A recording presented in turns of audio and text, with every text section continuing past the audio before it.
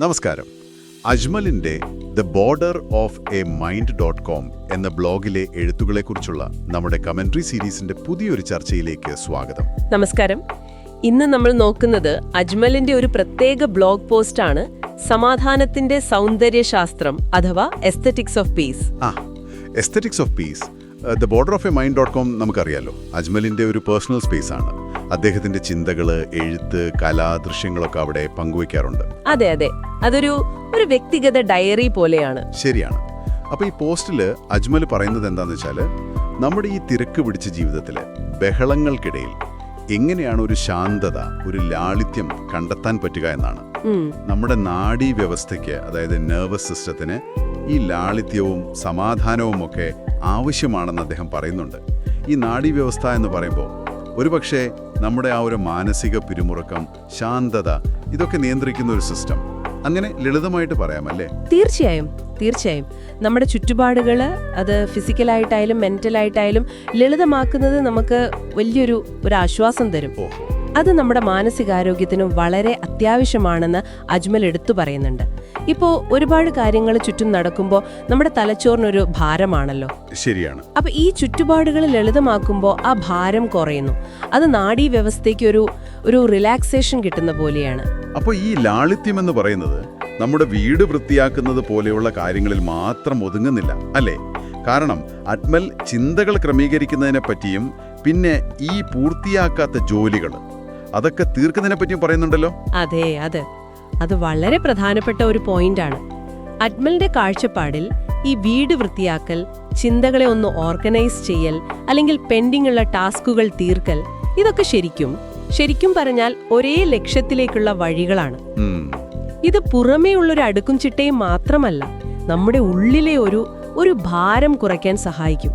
ഈ അലട്ടുന്ന ചിന്തകൾ, ശ്രദ്ധ മാറ്റുന്ന കാര്യങ്ങൾ, അതിൽ നിന്നൊക്കെ ഒരു മോചനം കിട്ടാൻ ഇത് നല്ലതാണ്. അജ്മൽ അതിൽ പറയുന്നൊരു വാചകം എനിക്ക് വളരെ ഇഷ്ടപ്പെട്ടു. ക്രമീകരണത്തിലേക്കുള്ള ഓരോ ചുവടുവെപ്പും സന്തുലിതാവസ്ഥയിലേക്കുള്ള ചുവടുവെപ്പാണ്. അത് വെറും കാഴ്ചയിലെ ഭംഗിയല്ല, അല്ലേ?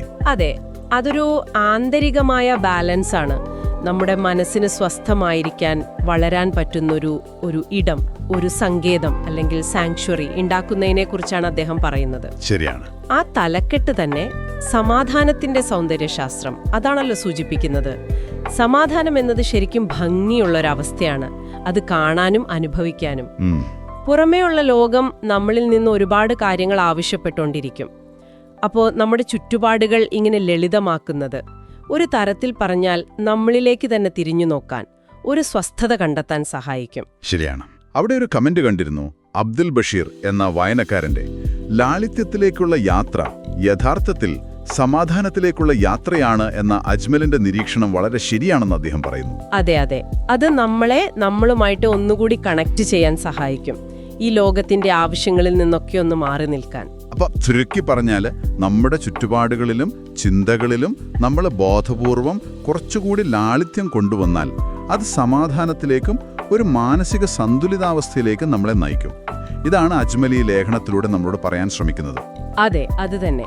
പിന്നെ ഈ ദ ബോർഡർ ഓഫ് എ മൈൻഡ്.com എന്ന ബ്ലോഗ്, അത് അജ്മലിന്റെ അത്തരം ചിന്തകളും കൗതുകങ്ങളും ഒക്കെ ഷെയർ ചെയ്യുന്ന ഒരു സ്പേസാണ്. അവിടെ എഴുത്തുകൾ മാത്രമല്ല, കല, ദൃശ്യങ്ങൾ, പിന്നെ ചലിക്കുന്ന ചിത്രങ്ങൾ, അങ്ങനെയൊക്കെയുള്ള പല രീതിയിൽ അദ്ദേഹം എക്സ്പ്രസ് ചെയ്യുന്നത് കാണാം. അദ്ദേഹത്തിന്റെ ആശയങ്ങളിൽ നിന്ന് ഇൻസ്പിറേഷൻ ഉൾക്കൊണ്ടുണ്ടാക്കിയ ചില പോഡ്കാസ്റ്റുകളും ആ സൈറ്റിൽ ലഭ്യമാണ്. അപ്പോൾ തീർച്ചയായും അജ്മലിന്റെ ഈ ചിന്തകളും കാഴ്ചപ്പാടുകളും ഒക്കെ നിങ്ങൾക്ക് കൂടുതൽ അറിയണമെന്നുണ്ടെങ്കിൽ ദ ബോർഡർ ഓഫ് എ മൈൻഡ്.com സന്ദർശിച്ച് അദ്ദേഹത്തിന്റെ ആ ലോകം നേരിട്ടൊന്ന് അനുഭവിച്ചറിയുന്നത് നന്നായിരിക്കും. ഞങ്ങളുടെ ഈ കമന്ററി പരമ്പരയിൽ വീണ്ടും കാണാം. അതെ, അതുവരെ കാത്തിരിക്കുക. പോകുന്നതിന് മുൻപ് ഒരു ചെറിയ ചിന്ത നിങ്ങൾക്ക് വേണ്ടി. നിങ്ങളുടെ ജീവിതത്തിൽ കുറച്ചുകൂടി ലാളിത്യം കൊണ്ടുവരാനും അങ്ങനെ കൂടുതൽ സമാധാനം കണ്ടെത്താനും ഇന്ന് നിങ്ങൾക്ക് എന്ത് ചെറിയൊരു മാറ്റം വരുത്താൻ സാധിക്കും? ഒന്ന് ആലോചിച്ച് നോക്കൂ.